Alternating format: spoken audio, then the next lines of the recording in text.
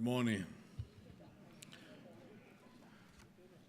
Most venerable Mahasangha, distinguished guests, ladies and gentlemen, today we Buddhists around the world are gathered here at the 16th United Nations Day of celebration to mark threefold sacred day of our Lord Buddha, greatest teacher of all mankind.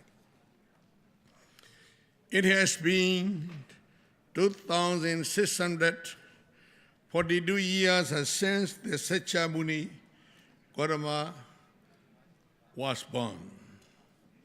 It has been 2,607 years since Sakyamuni Siddhartha Gautama attained the supreme enlightenment. It has been 2,562 years since Sakyamuni Siddhartha Gautama passed into Pranirvana. This threefold sacred date of the Buddha is indeed the most significant and auspicious date for entire Buddhist world. I am personally very much honored to speak on this great occasion, and I will touch upon the brief account of the Buddha, his teaching, what he left for us after his noble demise. It was a Buddha who appeared only after exceedingly long period of the incalculable war. It was the Buddha who renounced his luxurious life of a palace as a crown prince, high royal position and power, wealth, beautiful wife, lovely son, in exchange for the noble truth, emancipation, and genuine peace for the world. It was the Buddha who taught human beings to understand the true nature of the life. Without understanding the truth, it is very difficult to solve the problems of the world. Without understanding the truth, it is not possible to become real human being or real Buddhist. It was the Buddha who renounced all worldly pleasure, done in the simple road, yellow road, or being ascetics alone, penniless, wander forth in search for the truth and peace. It was an unprecedented historic renunciation. It was the Buddha who never hesitated to approach any religious teacher who could guide him the right way to truth, peace, emancipation he had been searching for. It was the Buddha who went his own way to attain the supreme enlightenment, as he found that all teaching and method of the famous religious teacher of his time did not satisfy him.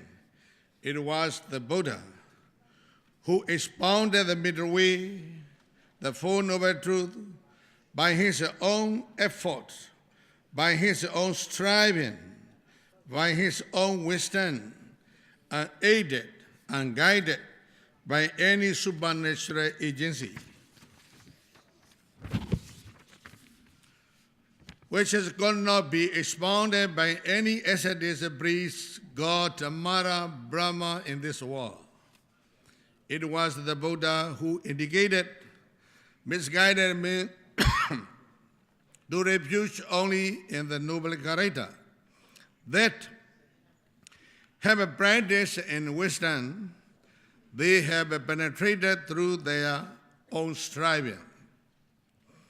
It was the Buddha who opened the eyes of the blind, who are guided by the unlearned at the beginning of the world, was a religion by virtue of the middle way he himself discovered.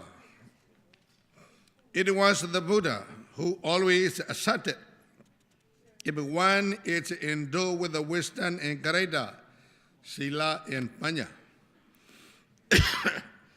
he or she is undoubtedly noble, regardless of the race, the caste that he or she belongs to.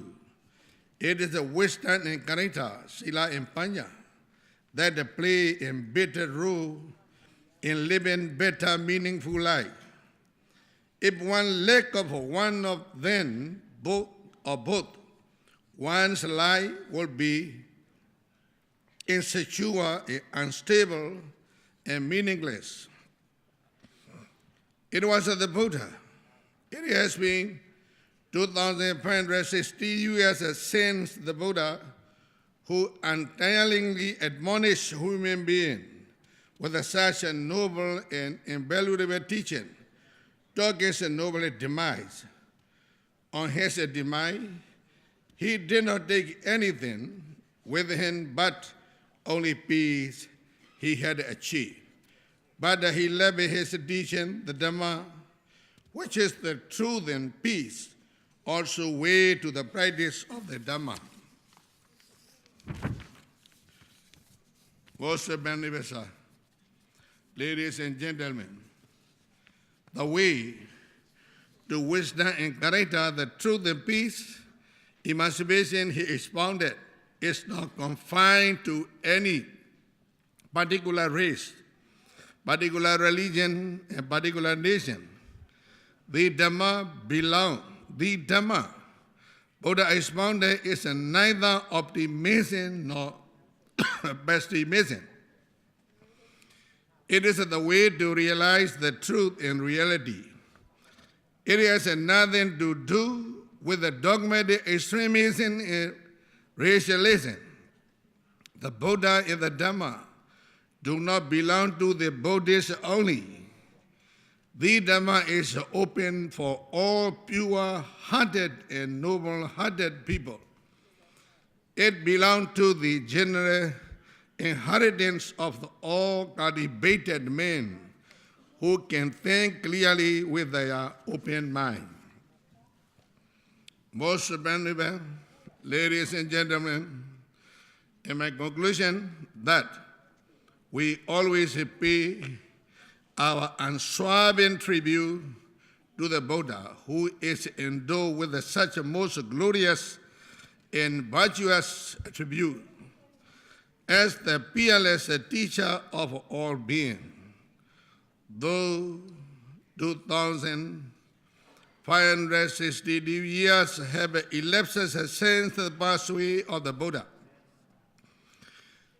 the great teacher of all being, yet the Dhamma touch he lived is still shining brightly not only in Asia but around the whole world, which indicated the way of the peace that we will have to walk on together.